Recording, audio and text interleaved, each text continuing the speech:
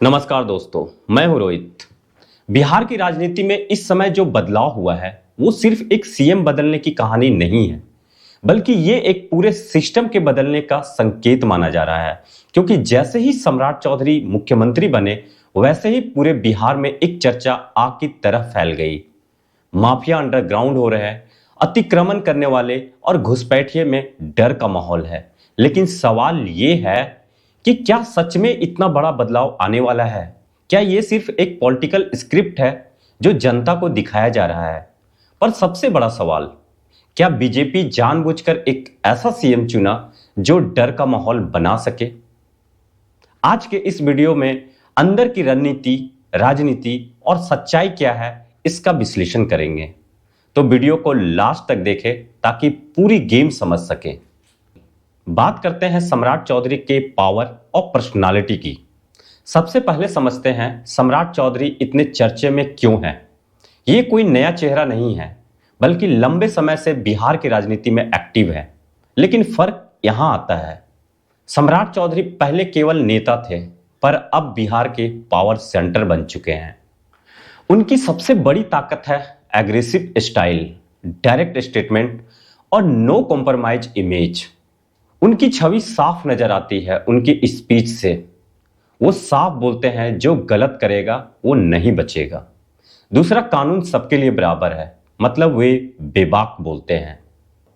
तो जब ऐसा नेता सीएम बनता है तो सीधा मैसेज जाता है अधिकारियों को, काम करो वरना हट जाओ। और माफियाओं को मैसेज जाता है कि अब खेल खत्म हो सकता है। बिहार में डर का इतिहास काफी पहले से रहा है, तो ये डर नया नहीं है, बस उसका रूप बदल रहा है। पहले किसका डर था? कभी जंगल राज का आरोप लगा, फिर पूरी सिस्टम उसी कमजोरियों में फंस गई।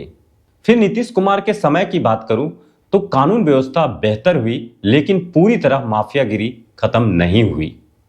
ग्राउंड रियलिटी की बात करें तो कई जिलों में आज भी स्थानीय माफिया ही असली पावर है, जिसमें जमीन कब्जा, बालू घाट और शराब नेटवर्क है। तो सबका अपना अपना सिस्टम होता है। तो इंपॉर्टेंट पॉइंट यह है कि जब सिस्टम कमजोर होता है तब माफिया मजबूत होते हैं, और जब सरकार सख्त दिखती है तब वही माफिया डरते हैं। अब आते हैं सबसे अहम सवाल पर, अचानक डर क्यों है? तो इसमें पहला है प्रशासन को फ्री हैंड देना। नई सरकार आते ही पुलिस को खुली छूट और अफसरों को साफ निर्देश है कि अब ऊपर से कोई दबाव नहीं। यही सबसे बड़ा बदलाव होता है। तो इसमें सबसे पहला है प्रशासन को फ्री हैंड देना। नई सरकार आते ही पुलिस को खुली छूट और अफसरों को साफ निर्देश है कि अब ऊपर से कोई दबाव नहीं। यही सबसे बड़ा बदलाव होता है। दूसरा है बुलडोजर एक्शन। भले ही हर जगह बुलडोजर एक्शन ना चला हो, लेकिन अब बुलडोजर सिर्फ मशीन नहीं है, बल्कि एक डर का प्रतीक बन चुका है। दूसरा है बुलडोजर एक्शन। भले ही हर जगह बुलडोजर ना चला हो, लेकिन अब बुलडोजर सिर्फ मशीन नहीं है, बल्कि एक डर का प्रतीक बन चुका है। और जैसे ही यह शब्द आता है तो अवैध कब्जाधारियों की नींद उड़ जाती है।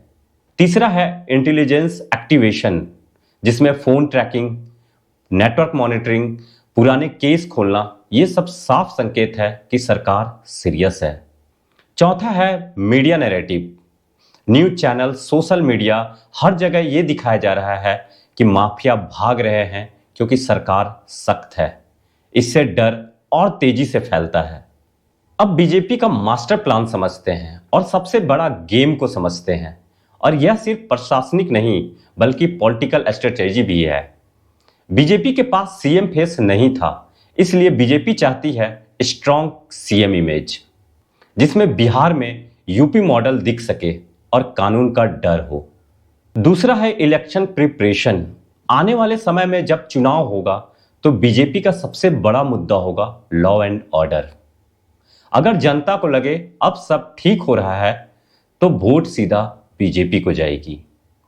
तीसरा है अपोजिशन को कॉर्नर करना। तेजस्वी यादव पर सीधा हमला होता है कि आपके समय में माफिया खुले थे, पर अब कार्रवाई हो रही है।